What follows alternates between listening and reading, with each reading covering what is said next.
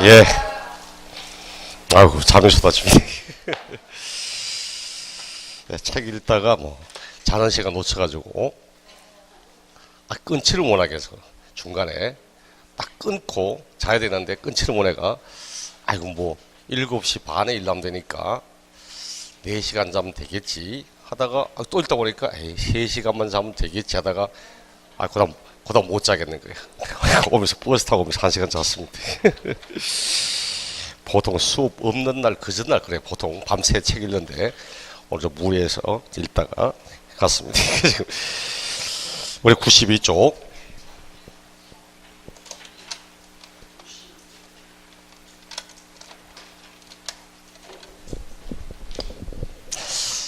나 14번 보니까 비과세 감면적용의 배제. 자, 요 내용은 출제하고 난 뒤에 신설하고 난 뒤에 신설됐다고 그에 연도에 한 문제 출제하고 또다시 나올 확률은 사실 많아 보이지는 않습니다. 그건 제껴도 상관없습니다. 안 보셔도 될 내용입니다. 미등기 양도자산 적용. 우리 미등기 양도 앞에 많이 배웠죠. 미등기로 양도하면 불이익 어떤 것이 있습니까? 우리 양도가액에다가 마이너스 필요경비. 양도가액에 마이너스 필요경비하여 양도 차익을 구할 때 여기에 필요경비 계산할 때 미등기로 양도하면 불이익이 있다 없다? 있다 그렇죠. 실거래가액으로 계산할 때는 불이익이 없지만 취득가액을 추계하여 결정할 때 필요경비 계산 공제로 하면 토지 건물 주택은 3%지만 미등기는 0.3%밖에 안 하죠. 여기도 불이익이 있고 양도 차익을 구한 다음 마이너스 장기보유 특별공제. 미등기는 장기보유 인정하지 않죠. 이렇게 해서 양도소득 금액 구한 다음 마이너스 기본공제. 자, 미등기는 기본공제도 적용 배제하죠. 기본공제도 적용하지 않고. 자, 이렇게 구한 다음 과세 표준 곱하기 세율. 요 세율도 가장 높은 세율 70% 세율 적용하죠. 자, 이렇게 세액을 산출했지만 요 산출한 세액이 비과세 또는 감면 대상이라 해도 비과세 감면 적용 배제하죠. 보통 시험의 과거에는 미등기로 양도하면 어떤 불이익을 받고 있는지, 미등기 양도에 대한 불이익, 여기서 이게 필요경비 계산 공제 불이익이 있다. 장기보유 적용하지 않고 기본공제 적용하지 않고 세율도 가장 높은 세율 70%고 그리고 비과세 감면 적용도 배제하고 있다. 다음 시험에 다음 부동산을 미등기로 양도하는 경우 적용되는 불이익에 관한 설명으로 바르지 않은 것. 그런 문제 종종 나왔습니다. 제일 쉽게 낸 게 미등기로 양도하여도 장기보유는 적용되지 않지만 기본공제는 적용된다는 등 이런 식으로 문제를 내서 틀렸다. 세율 60%다 이런 식으로 문제를 냈습니다. 근데 근래 들어서는 시험에 이런 내용보다는 미등기로 양도하였다 해도 미등기로 보지 않는 경우, 미등기로 보지 않는 말은 어떤 말이죠? 미등기로 보지 않는 말은 등기된 것으로 하겠다는 이야기죠. 그 말은 미등기에 대한 요 불이익을 적용시키지 않겠다는 이야기입니다. 그래서 우리 교재 이제 93쪽에 어떤 경우는 미등기로 보지 않는지 1번 장기할부로 취득한 경우로서 계약 조건에 따라 양도 당시 취득한 등기가 불가능한 자산. 등기 불가능하다죠. 등기하지 아니한 게 아니고 불가능하다고 이야기를 합니다. 왜 불가능합니까? 계약 조건에 따라 등기 불가능하다 그렇죠. 그럼 왜 등기할 수 없는 계약 왜 했습니까? 장기할부로 취득이 있기 때문에 그렇다는 거죠. 장기할부로 있기 때문에 내가 꼭 사고 싶은데 지금 당장 돈 없으니까 한 2년 정도 기간에 걸쳐 대금 나누어 줄게.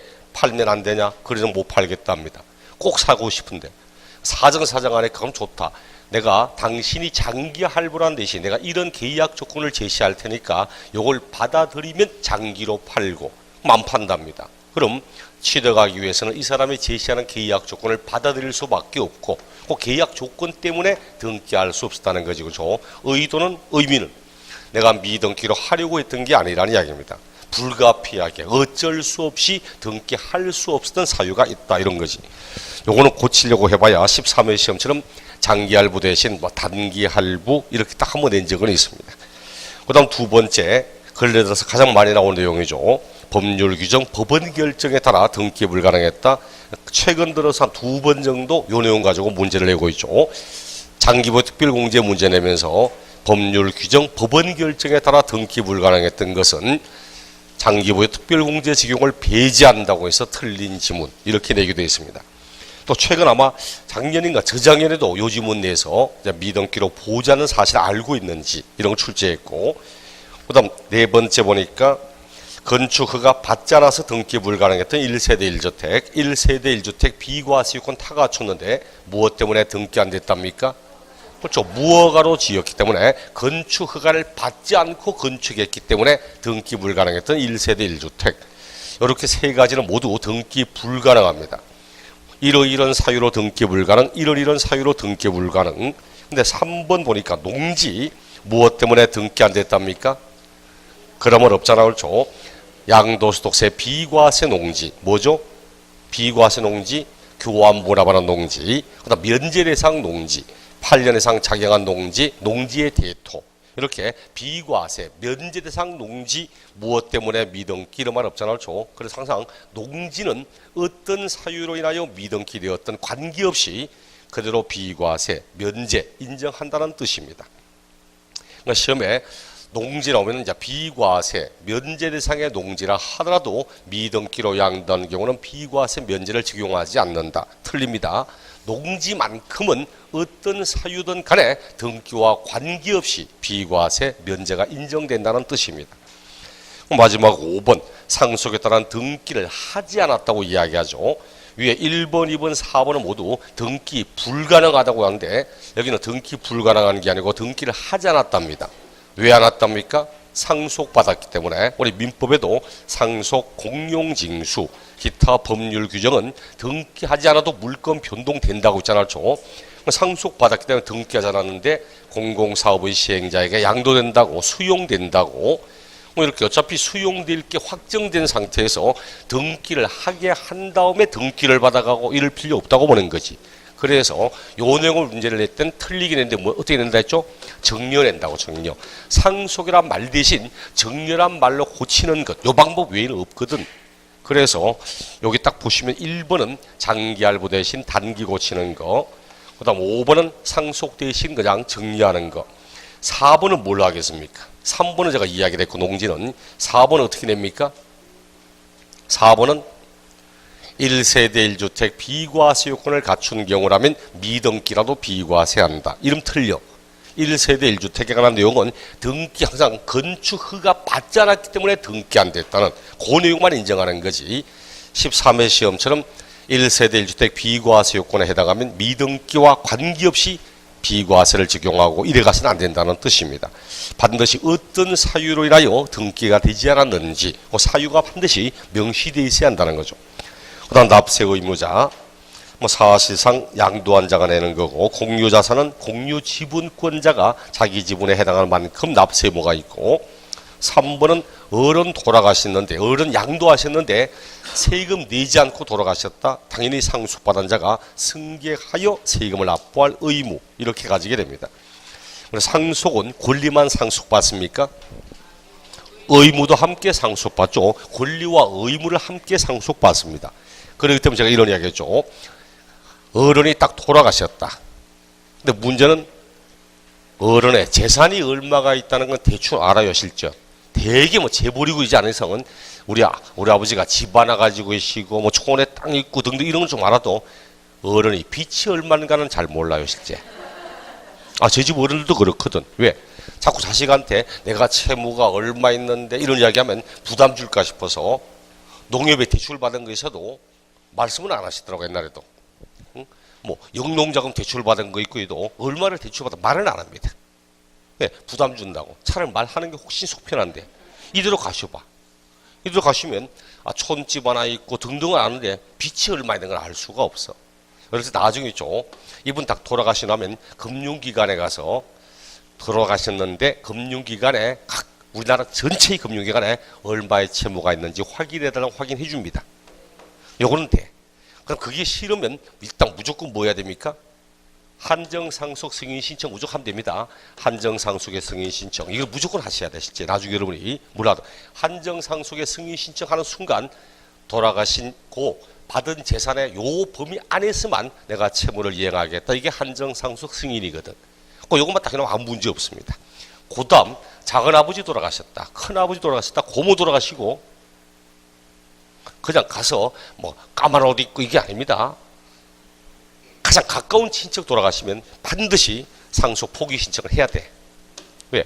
이분 돌아가셨는데 큰아버지 돌아가셨다? 빚이 많거든. 그렇죠? 예를 들어 그 집 자녀들은 조사를 해봐요. 해보고 상속 포기해버립니다. 근데 문제는 상속은 배우자가 상속 포기하고 자녀가 포기하고 이 집이 포기하면 그 다음 어디 갑니까? 형제자매로 가요. 형제자매. 형제자매도 아니면 우리 어른도 돌아가셨다. 그 다음 형제자매, 그 다음 사촌, 팔촌까지 내려갑니다. 그렇기 때문에 실제로 그 집이 다 포기. 아이, 저 집이 뭐 빚 있는 거 나하고 무슨 관계 있다고? 아닙니다. 저 집이 상속 포기하면 나한테로 넘어올 확률도 굉장히 많습니다. 그렇기 때문에 실제로 굉장히 가까운 친척이 사망하시면 내가 집에 가서 아이고 힘들죠 해놓고 어른 빚이 얼마입니까? 이렇게 물어볼 수는 없잖아. 그러니까 실제로 상속 포기 신청을 하는 게 월등히 편합니다. 이것 때문에 덤태기 쓰는 사람 생각도 있어요. 이런 거 편합니다. 네? 상속 기간 안에 하면 됩니다. 상속세 신고 기간 안에 취득세가 똑같으니까 상속 개시일에 속한 달의 말일부터 6월 안에 그렇게 하면 됩니다. 근데 옛날에 제가 상속을 확인을 못 해봤는데 옛날 그러다 보니까 나중에 이 법을 모르는 분 더 많거든. 원래 채권자가 있죠. 채권자가 요 기간에는 안 나타납니다. 안 나타나요 실제 또. 왜? 요 기간에 나타나면 채무가 많으면 상속 포기해버리거든. 가만히 있습니다. 끝나고 난 뒤에 나타납니다. 또 이미 지났거든. 포기 기간 지나고 나면 그때부터는 떠안아야 돼. 그렇기 때문에 실제 요런 분도 마찬가지입니다. 본인이 이러다 보니까 빚을 떠안는 게 너무 많은 거야. 상속이라는 게 상속세도 그렇지만 부의 세습을 막자 이런 뜻이지, 아버지의 채무 때문에 자식이 평생을 그 채무에 허덕이며 살아라고 하는 게 상속의 원래 의미는 아니거든. 그나마 지금은 법이 이렇게 바뀐 걸로 알고 있습니다. 내가 상속받은 재산보다 갚아야 할 채무가 더 많다는 것을 안 날부터 얼마, 이런 식으로 이걸 개정한다는 이야기 있는데 지금 확인을 못 해봐가지고 어쨌든 상속이 큰아버지나 등등 가까운 분 돌아가시면 좀 대충적이라도 확인해보고 상속의 포기 신청 이런 거 하시는 게 아마 괜찮을 겁니다. 어쨌든 그 뒷장 납세지 앞에 있고 그렇죠. 아무런 전제 없이 납세지 어디냐 물으면 그 사람의 주소지, 그리고 그 사람의 거주자라고 물어도 그 사람의 주소지. 단 뭐는 주의하라 했죠? 혹시나 비거주자 나올 때 그 사람의 주소지는 절대 따라가지 말라고 그렇게 이야기를 했습니다. 작년 27회 시험 때 비거주자의 납세지는 그 사람의 주소지며 있을 수가 없는 이야기입니다. 예정신고, 확정신고. 자, 예정신고와 양도소득 과세표준, 예정신고, 확정신고. 보통 시험은 예정신고보다 확정신고보다 예정신고 쪽으로 월등히 많이 내고 있죠. 예정신고. 자, 원칙적으로 언제까지 해야 된답니까? 꼭 양도일이 속한 달의 말일부터 2월죠. 양도일이 속하고 있는 달의 말일. 잡아. 양도일이 속하는 그 달의 말일, 이때 성립합니다. 여기에 예정신고하는 소득세, 우리 앞에 있잖아. 예정신고하는 소득세는 과세 표준이 되는 금액이 발생한 달의 말일에 성립한다고. 여기 바로 과표가 되는 금액이 양도하면 발생하거든. 그럼 과표가 되는 금액이 발생한 그 달의 말일, 이때 예정신고가 성립하고, 이렇게 성립한 걸 고로부터 2월 안에 신고하여 확정 지어야 되고, 이게 확정식입니다. 그러니까 예정신고, 양도소득세 예정신고는 언제 성립합니까? 물으면 양도일이 속한 달의 말일에 성립하고, 고로부터 2월 안에 신고하여 확정을 짓고 납부하여 소멸시키고 이렇게 해야 됩니다. 양도일이 속하는 달의 말일부터 2월 요 안에 예정 신고하고 납부하도록 이렇게 하는 겁니다. 물론 괄호 안에 주시던 출자 지분 나오지만 이거는 특별히 신경안 써도 괜찮습니다. 양도일이 속하는 분기의 말일부터 2월 이런 말이 있지만 밑에 주의, 이것도 여러분 배웠죠?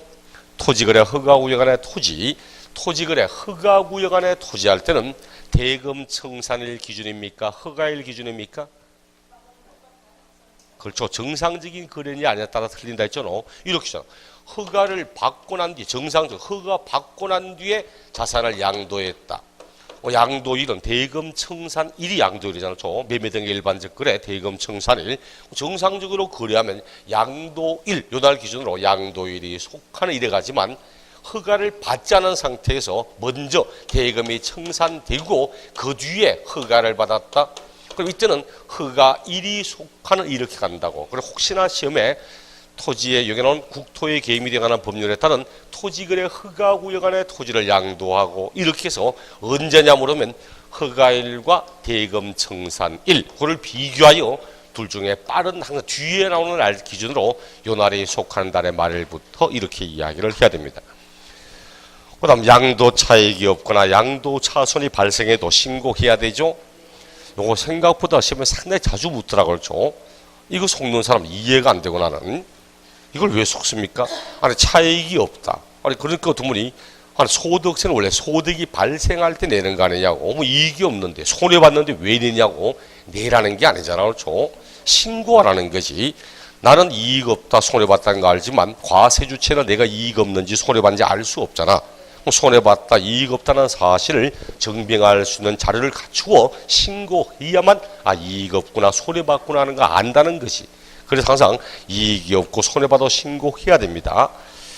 그 다음 동일 연도에 누진세 대상을 여러 차례 판다. 자, 누진세 대상을 여러 차례 팝니다. 누진세 대상 뭐뭐 있죠? 누진세 대상 뭐뭐 있습니까?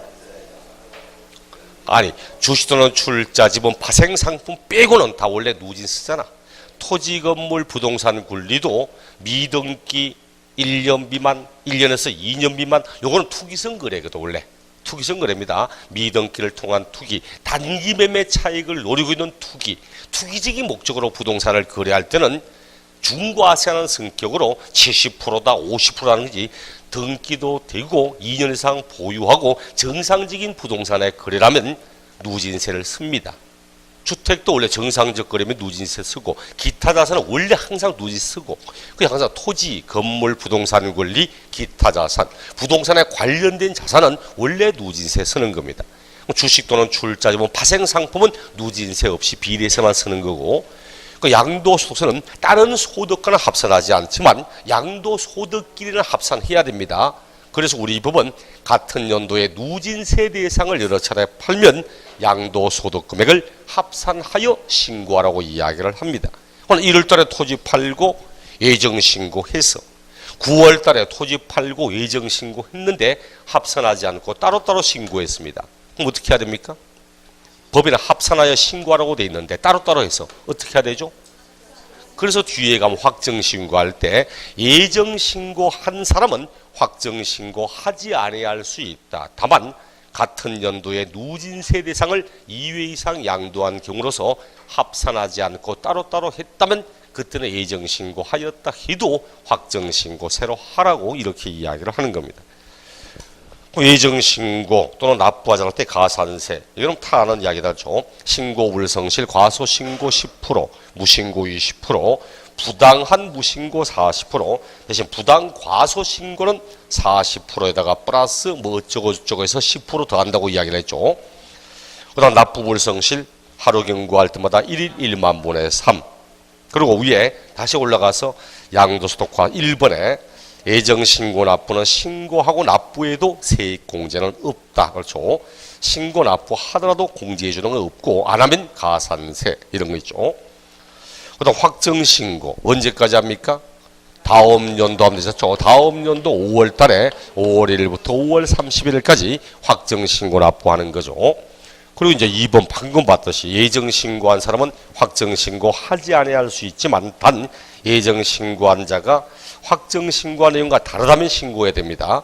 특히 앞에 있듯이 누진세 대상을 2회 이상 양도했는데 합산하지 않고 따로따로 신고했다면 합산하여 새롭게 신고해야 된다고.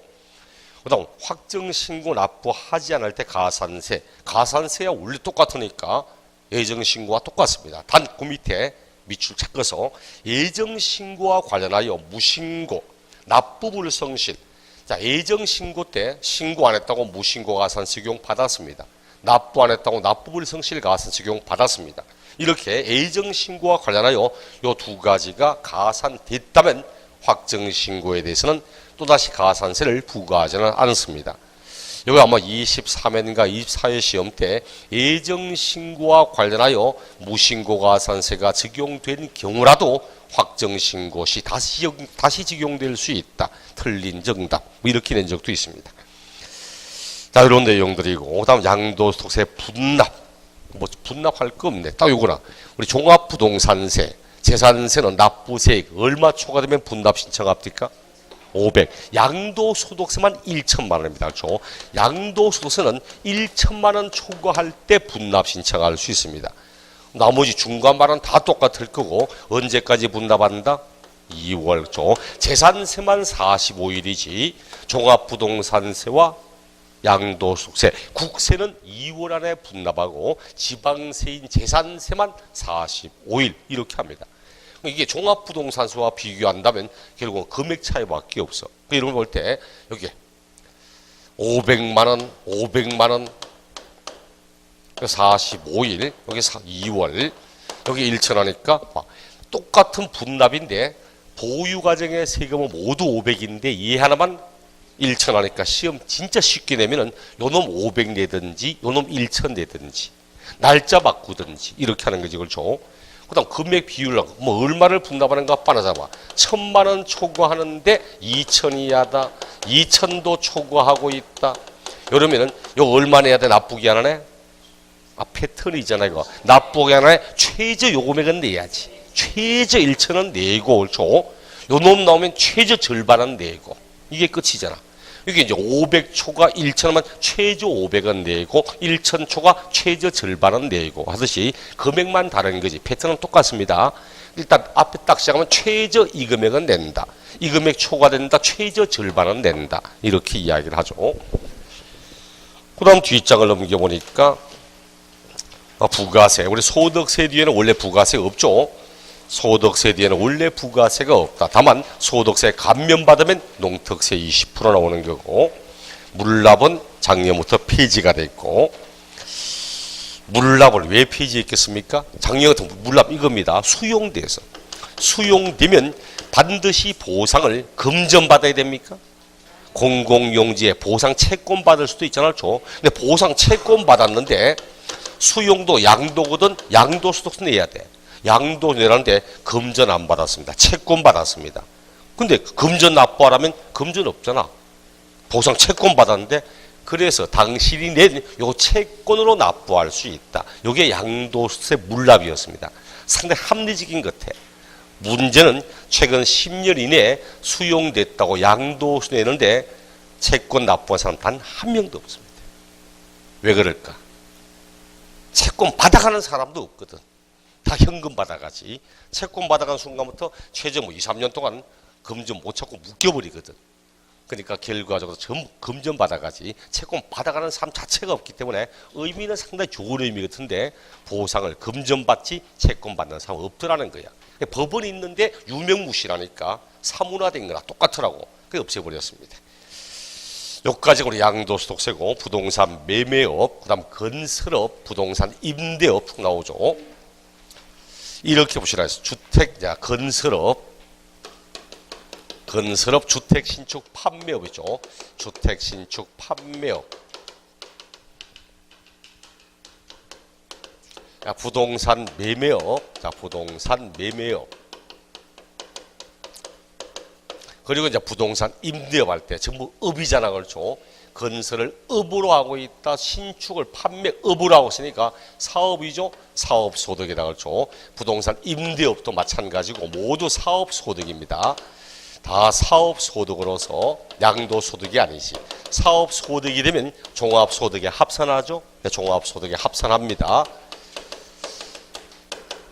합산하여 과세한다고. 종합소득에 합산하지 않는 게 양도소득과 퇴직소득 딱 두 개밖에 없잖아. 그럼 이제 혹시 시험에 나오면 요 놈은 무조건 뭐라고 했죠? 주택을 신축하여 판매한다는 거.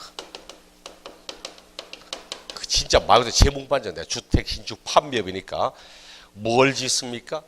주택을 하는 겁니다. 상가 건물을 신축하고 판매하고 하는 것은 매매업입니다. 주택을 그것도 반드시 신축하여 판매하는 것을 이야기를 하는 겁니다. 요것만 알면 끝나. 얘는 더 이상 안 냅니다. 뭐라고 하든 1년에 한 동을 지었다고 하든 기존에 가지고 있던 자기 땅에다가 기존에 가지고 있던 땅에다가 집을 지었다고 하든 뭐라고 하든 집 지어 판다 딱 이 말 보이면 이 건설업입니다. 교재도 밑에 2번 건설업 해서 거기에 197조 주택신축 판매업의 범위 한 동의 주택을 신축해서 팔든 건설업자에게 도급을 주어 주택을 팔든 종전부터 가지고 있던 자기 토지 위에 집을 지어 팔든 아니면 4번 현재 시공 중이라 하더라도 그 시공의 정도가 이미 건축법에 따른 건축물에 해당된다면 시공 중에 팔아도 이건 집 지어 파는 걸로 봅니다. 자, 이런 것처럼 집을 지어 판다 딱 이 말 보이면 무조건 건설업이라고 보고 요 놈 있죠. 부동산 매매업은 집 지어 판다 요것을 제외한 부동산의 매매 요거 뺀 나머지 부동산의 매매는 다 부동산 매매업입니다. 집을 지어 판다는 거 빼고 나머지 부동산을 판매하고 매매하고 하면 이거 부동산 매매업입니다. 그럼 부동산 매매를 업으로 삼으려면 어느 정도로 해야 됩니까? 어느 정도 해야 돼? 부동산 매매업은 요게 핵심이야. 어느 정도 해야만 매매업이 되는가? 요게 핵심입니다. 그래서 96쪽 1번 부동산 매매업의 정의 부동산의 매매 또는 중개를 사업소득으로 나타내어 부동산을 판매하거나 여기 뭡니까? 매매 또는 중개를 사업소득으로 나타내어 이게 무슨 말이죠? 사업자 등록하고 한다는 뜻입니다. 사업소득으로 나타낸다는 거예요. 나는 부동산 매매를 업으로 합니다. 중개를 업으로 합니다. 이것이 나의 사업 소득이 이것이 나의 사업입니다 라고 나타내고 드러내고 한다는 말은 사업자 등록하고 한다는 뜻입니다. 이렇게 사업 소득으로 나타내어 판매하거나 이렇게 되면 회사하고 상관없습니다. 뭐 6개월의 기간 중에 앞서 내가 부동산 매매업자라고 사업자 등록하고 한다면 단 한 번을 팔더라도 부부동 매매업 맞습니다. 근데 이렇게 하거나 그럼 그 뒤에는 무슨 말이겠습니까? 사업자 등록을 하지 않고 하더라도 이런 말이겠죠. 그럼 사업자 등록 여부와 관계없이 사업자가 되는데 원래 사업자 등록을 하지 않아도 사실상 사업의 목적으로 일과세 기간 6개월의 기간 중에 1회 이상 취득하고 2회 이상 판매한다면 사업자 등록 여부와 관계없이 매매업자가 된다고. 그 두 가지입니다. 사업자 등록을 하고 한다면 기간, 횟수 관계없이 단 한 번을 팔더라도 매매업자가 되고 사업자 등록하지 않아도 6개월의 기간 중에 한 번 이상을 사고 두 번 이상을 팔고 한다면 그때는 매매업자가 된다는 그 이야기를 하는 겁니다. 요것만 알면 됩니다. 왜? 나머지 유형은 집 지어 판다는 건 빼고 나머지 부동산을 판다는 말 나오면 전부 이거거든. 만약 이렇게 상가를 신축해서 판다는 둥 또는 집을 신축하는 게 아니고 기존에 있는 집을 사서 팔고 이런 건 전부 부동산 매매업입니다. 그 다음 부동산 임대, 부동산 임대업 사업소득으로 종합소득에 합산하여 과세할 거고 어떤 게 임대업이 나니까 부동산 또는 부동산상의 권리의 대여 이거 중요하죠. 부동산 또는 부동산상의 권리 요거 우리 교재에 나오지만 자기 부동산을 타인에게 대여하는 것은 물론이고 부동산 상의 권리를 타인에게 대여하는 것. 그럼 이때 부동산 상의 권리가 뭐다? 이게 뭐다? 그리고 그 밑에 부동산 상의 권리는 뭐라고? 전세권과 임차권을 말한다고. 별표, 전세권, 임차권을 말하는 것이 지상권, 지역권의 임대는 사업소득에 내고 기타 소득입니다. 항상 비우잖아. 전전세, 전대. 거기에 부동산 상의 권리를 타인에게 임대하여 발생하는 임대소득입니다. 요거는 시험지문 옛날에는 거의 요 놈만 냈어. 옛날에는 거의 이 놈만 냈습니다. 실제로. 지금은 뜸하지만 아마 우리 26회인가 또 한 번 요거 나왔잖아. 부동산 상의 권리, 임대업이 되는 부동산 상의 권리는 전세권, 임차권의 대여를 의미한다는 거. 그 다음 2번 공장재단, 광업재단을 대여로 인하여 발생하는 소득. 우리 공장재단, 광업재단은 공장재단, 광업재단이 하나의 단일된 물건입니까? 우리 민법상에서 물건이라 하면 단일된 걸 의미하는 뜻이에요. 단일된 거. 근데 공장재단, 광업재단은 단일된 게 아니잖아요. 복합적인 내용이지. 하지만 오늘날 대부분 공장재단 전체로 사고 팔거나 이를 전체를 대상으로 저당 잡히거나 하기 때문에 이를 기준으로 삼아 그럼 공장재단, 광업재단을 타인에게 대여하는 것도 이를 부동산 상의 권리라고 이야기를 합니다. 근데 공장재단으로부터 분리시켜서 차량을 타인에게 임대하고 있다. 분리된 순간부터 차량 기계장비는 부동산이 아니잖아. 그렇죠? 그래서 공장재단, 광업재단 통째로 임대하는 것은 부동산에 관한 임대가 되지만 공장재단, 광업재단부터 분리시켜서 차량 기계장비를 대여하고 이런 것은 임대라고 말하지 않습니다. 그다음 세 번째, 광업권자, 조광권자 또는 득대가 채굴하는 권리를 대여하여 발생하는 광업권자가 채굴하는 권리를 대여했다. 광물 어디서 채굴합니까? 토지의 지하 부분에서. 그렇죠. 즉 내 부동산을 이용하게 하고 부동산을 사용하게 하고 받은 대가라고 보는 겁니다. 다만 분철료를 받는다. 분철료가 뭐라 했죠? 분철, 광물을 나눈다는 뜻입니다. 이거 봐요. 내가 광업권자입니다. 자, 광물을 채굴할 권리를 가지고 있어. 당신이 요 광물을 내가 대여할 테니까, 광업권을 대여할 테니까 당신이 채굴을 해라. 그리고 나에게 월 얼마 달라, 연 얼마 달라, 이거는 임대입니다.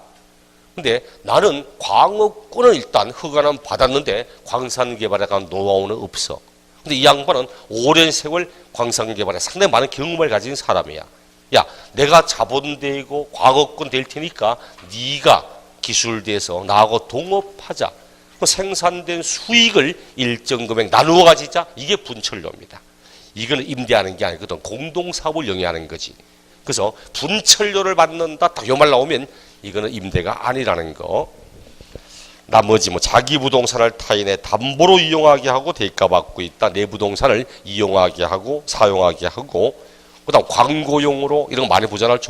건물 옥상에 광고탑 세우게 하고 내 산이 있는데 임야에 산 위에다가 광고탑 세우게 하고 이렇게 받는 것도 당연히 부동산 임대라고 봅니다. 그 뒤에 이제 3번 비과세. 비과세 부동산 임대 소득 딱 두 가지 나오죠. 전답을 농지를 실제 영농에 이용하게 하도록 하게 하고 받는 소득 과세하지 않습니다. 전답을 실제 작물 생산에 사용하게 하고 받은 소득 과세하지 아니한다. 두 번째, 주택을 한 개 소유한 자가 해당 주택을 임대하는 소득. 주택을 한 개 가진 자가 해당 주택을 임대하는 경우는 과세하지 않습니다. 또는 과세 기간, 그 과세 기간 중에 대통령령으로 정하는 총 수익 금액의 합계액이 2천만 원 이하인 자의 주택 임대 소득은 과세하지 않습니다. 자신의 총 소득이 2천만 원 이하인 자가 대여하는 주택에 대해서는 과세하지 않겠답니다. 이건 이제 내년까지 2018년도 내년까지 이렇게 사용하겠다고 저작년도 신설해서 원래는 이제 올해까지 올해까지 끝내려고 했던 건데 다시 2년 연장해서 이렇게 하니까 딱 두 가지. 한 개 집을 가진 자가 그 집을 임대하는 것은 과세하지 않겠다. 그리고 총 수익 금액이 2천만 원 이하인 자가 임대하는 주택은 과세하지 않겠다. 이렇게 이야기를 합니다. 그렇지만 밑에 쭉 나오죠. 한 개 집을 가진 자. 다 비웠다죠. 한 개 주택을 소유한 자가 해당 주택을 임대하고 있다. 해당 주택을 대여하는 경우 요 비과세죠. 그렇죠. 한 개 가진 자입니다. 한 개 주택을 한 개 가진 사람이 그 집을 임대하면 요 원칙은 비과세. 하지만 예외적으로 어떤 경우는 과세한다고 배웠습니까? 그렇죠. 기준시가 9억. 그 기준시가 9억인지 아닌지는 어느 시점을 기준으로? 과세기간 종료일 기준으로 했죠. 소득세는 과세기간이 끝나는 때 성립합니다. 성립하는 그 시점을 기준으로 판단하지 우리 옛날에 과세기간 개시를 기준으로 판단하고 이래가면 안 된다는 것이 반드시 과세기간 종료일 요날 현재를 기준으로 기준시가 얼마 초과된 9억을 초과하는 주택 요 주택은 과세한다 그렇죠. 또 국외에 소지하는 주택 외국에 소유하는 요 주택 요거는 집이 한 개든 두 개든 무조건 과세한다 했습니다. 요렇게 되면 과세기간 종료일 기준으로 기준시가 9억이 초과한 주택 요 과세할 거고 외국에 있는 집을 가지고 있다 이거는 한 개든 뭐라고 하든 무조건 요거는 과세한다 했죠. 무조건 과세한다고 국외에 소지하는 주택 가액이 얼마라고 하든 무조건 과세한다 했습니다. 그리고 교재도 과세 단 다음의 의견은 과세한다. 기준시가 9억 초과된 주택 그리고 국외에 소지하는 주택의 임대 이렇게 있고 위에도 단 기준시가 과세간 종료일 기준 9억 초과한 주택과 외국 소재 주택은 가액이 얼마든 주택의 수 관계없이 과세한다고 되어 있죠. 그다음 두 개는 시험 묻습니까? 안 묻습니다. 그렇죠. 두 개는 안 묻더라고. 두 개 주택을 가지고 있다. 두 개 주택을 가진 자가 주택을 임대합니다. 주택을 대여하고 있다. 월세는 과세합니까? 안 합니까? 한다 했죠. 월세는 과세한다 해서 월세는 그게 자기 소득이니까 이건 과세하고 전세는 과세 안 한다 했죠. 전세는 과세하지 않겠다고. 하지만 만약 주택이 아니라면 어떻게 한다 했습니까? 주택 아닌 부동산은 월세든 전세든 다 과세한다 했죠. 항상 이거 비교해서 이렇게 해서 주택 이외 부동산, 주택이 아닌 이외의 부동산 요 놈은 전세에 대해서도 이를 뭘로 본다? 간주임대료를 줘. 간주임대료, 임대료로 간주하여서 과세한다고 이야기를 했습니다. 혹시 시험에 주택 말고 부동산 임대 묻는데 주택 말고 기준시가 9억 이하인 상가 건물을 한 개 소유하는 자가 이러면 무조건 과세합니다. 한 개라고 하든 두 개라고 하든 무조건 과세합니다. 그래서 항상 주택이 아닌 부동산을 물으면 이건 무조건 과세한다고 그렇게 해야 될 거고 그 다음 3개 이상의 집을 가지고 있다. 자, 3개 이상의 주택을 가진 자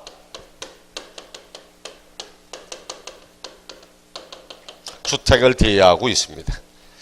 월세는 당연히 과세할 거고 전세는 과세한다 그렇죠? 맞아요? 아니다 그렇죠? 월세는 당연히 과세할 거고 전세도 과세하지 않는다고. 전세도 원칙은 과세하지 아니한다. 하지만 예외적으로 보증금 합계액이 얼마? 보증금 합계액이 3억을 초과된다면 초과되는 부분은 과세한다. 여기 보증금의 합계액이 3억이 초과된다고 할 때 이럴 때 하는 겁니다. 보증금 합계액 3억 초과할 때. 근데 여기 보니까 3개 이상의 주택, 거기 딱 보니까 이 법이 정하는 소규모 주택. 근데 국민주택 규모, 요 아니죠. 국민주택이 아니고 개정됐던 60제곱미터 이하, 60제곱미터 이하라고 했죠. 요리 합시다. 국민주택 규모 대신 60제곱미터 이하 이렇게 해서 이렇게 이야기를 제가 집이 갑은 주택 2개 있다고. 자, 2개 주택을 가지고 있는데 전세 놓았는데 한 개는 6억, 한 개는 8억. 참. 강남 아파트가 있죠. 올림픽 할 때 1988년도에 올림픽 할 때 강남 아파트 가격이 얼마인 줄 압니까? 평당 얼마쯤 했겠습니까? 360만 원쯤에서 평당 360만 380만 좀 했습니다. 강북 아파트가 412만 원 좀 했었습니다. 88년도에 강북 아파트가 400 몇십만 원 했고 강남 아파트가 평당 380만 원 좀 했습니다. 강북 아파트가 더 비쌌습니다. 그때까지만 해도 90년 들어서면서 강남이 막 더더욱 발전하면서 가격이 막 있긴 있지. 근데 강남 아파트가 88년도에 강남이 강남쪽이 380만 주면데 강북이 이게 415만 원 정도 되는데 이게 쭉 가다 보니까 2015년도 딱 오니까 강남 아파트가 평당 이게 380만 원 하던 아파트가 평당 4,200만 원 가버리고 요놈이 평당 2,100만 원 가더라고. 딱 절반 정도 바뀌었는데 얘는 몇 배 올랐습니까? 17배인가 18배 올랐습니다. 요 놈은 몇 배 올라서? 6배 정도 밖에 못 올랐어. 이때 사는 사람 대박 터졌습니다. 그때. 우리 항상 올림픽 할 때만 해도 잠시로만 바꿔 차지만 실제로 올라. 이때만 이게 강남 아파트 사고 이랬어도 대도 돈 됐거든. 이때 청담동도 완전히 허벌판이었습니다. 실제로 청담동도 허벌판이고 해봐야 뭐 압구정동 현대아파트, 압구정동에 있는 현대아파트 그거 빼고는 사실 그 위에는 없었어. 나머지 전체가 뭐라 그 밑에 전부 85년도 들어오면서 개포동 주공아파트 들어서고 그다음 고덕동에 아파트를 쓰고 그다음 뭐 거의 뭐 80 후반 들어가면서 현재 뭐 조기 말하고 있는 어느 쪽이야?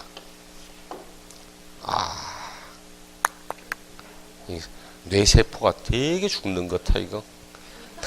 이랬습니다. 어쨌든 요거 이제 나도 집 2개 갔는데 전세를 놨는데 2개 놨다. 근데 2개 집은 전세 과세합니까? 안 합니까? 안 하잖아.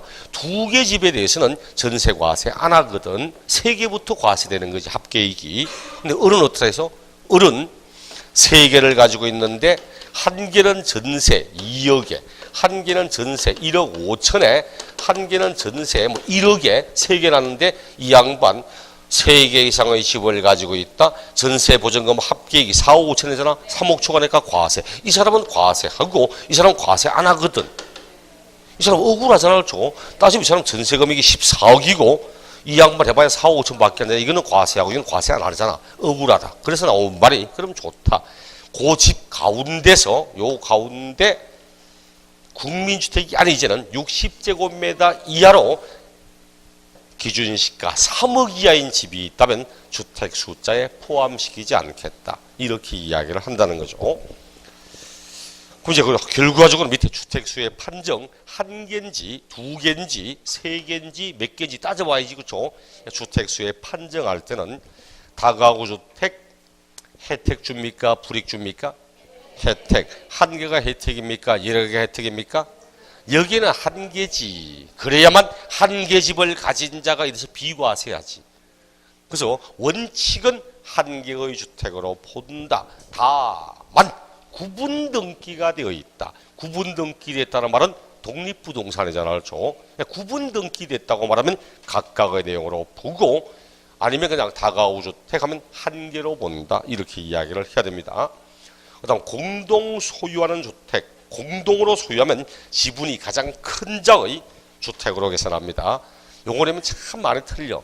공동 소유 주택은 지분권자 각각이 그 집을 소유한 걸로 이래가면은 틀리는 사람 꽤 많습니다. 왜? 우리 양도소득세 같은 경우는 있죠. 주택은 한 개인데 여러 사람이 공동으로 소유하면 공유 지분을 가진 자가 각각 그 집을 소유한 걸로 봅니다. 양도소득세는. 여기는 임대는 공동소유주택 하면 지분이 가장 큰 자의 소유로 본다. 다만 지분이 가장 큰 자가 2인 이상이라면 각각의 소유로 하고 여기 아마 우리 24회인가 25회 시험 때 있잖아요.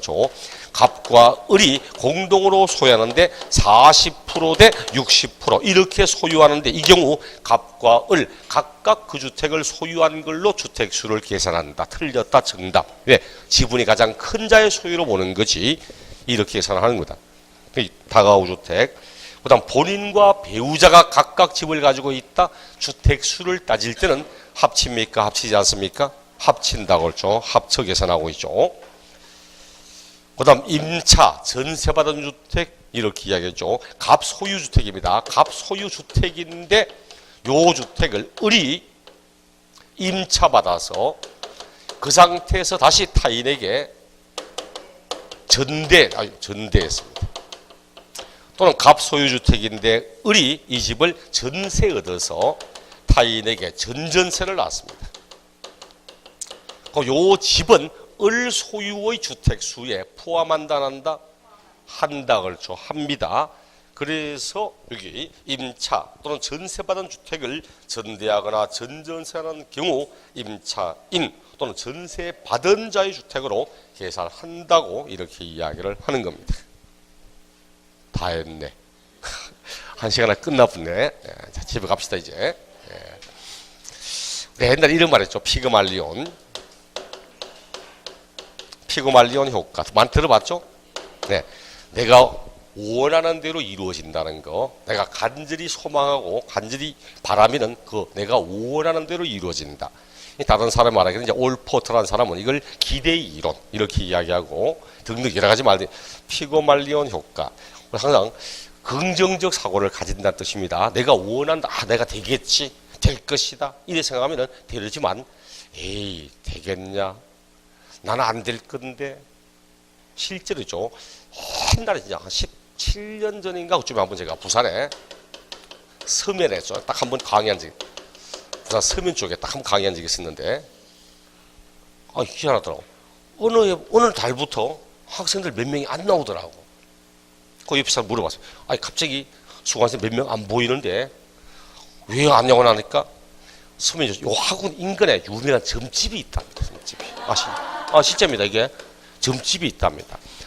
수강생들이 매년 가서 딱 갔는데, 이 아저씨가 점 보시는 분이 당신은 된다. 이런 사람은 거의 되고, 당신은 원래 안 된다면 거의 떨어지더라 합니다. 그게 그렇게 꽤 유명하답니다. 그걸로. 학생들 몇 명 갔는데, 당신은 안 된다. 원래 힘들고. 근데 그 사람은 안 나오더라 합니다. 인생을 왜 이리 사는가 몰라. 왜 자기 운명을 그 사람 말 한마디 맡깁니까? 그 사람이 안 된다니까. 왜 안 되지 압니까? 안 된다니까. 나는 어차피 안 될 건데, 이게 마음이 굉장히 있다 보니까 공부하는데 이제 점점 더 등한시 시작하게 됩니다. 어차피 안 될 건데 뭐 내년에 준비하지 이런 생각하지. 당신은 된다니까. 원래 되는구나. 그 양반 하는 말이, 당신은 원래 될 것 같은데 좀 부족하니까, 조금만 더 하면 될 것 같으니까 죽으라고 해요. 이제 원래 될 건데 조금 부족하다니까 그거 메꾸려고 열심히 한다면 돼요. 당신 안 된다 해보니까 어차피 안 되는데 이래가니까 문제 많은 거야. 항상 뭔가 내가 원하고 바란답니다. 이런 말을 많이 들었는데, 피그말리온 효과라는 게 그리스 신화에 나오는 말입니다. 이 사람이 조각가입니다. 피그말리온은 사람 조각가인데, 이 양반이 자기가 석고상을 조각을 하나 했는데, 여자 조각상을 만들었는데 딱 만들고 나서 보니까 너무 이쁜 거야. 진짜 너무너무 이쁜 거야. 자기가 봐도 뭐 환장을 줘도 이쁜 거야. 여기 자기가 만든 이 조각상에 반해가지고 딴 여자를 못 보는 거야. 그러니까 집에 가면 이제 껴안고 자고, 이런 걸 변태라고 합니다. 변태. 껴안고 자고, 진짜 내가 이 여자를, 내가 만든 이 조각상 이 여자를 너무너무 바라니까 결과적으로 나중에는 여자가, 실제 조각상 여자가 되어서 함께 행복하게 살았다는, 이게 그리스 신화에 나옵니다. 그래서 내가 진짜 간절히 바라면 내가 원하는 대로 이루어진다. 그 나온 말이 피그말리온 효과입니다.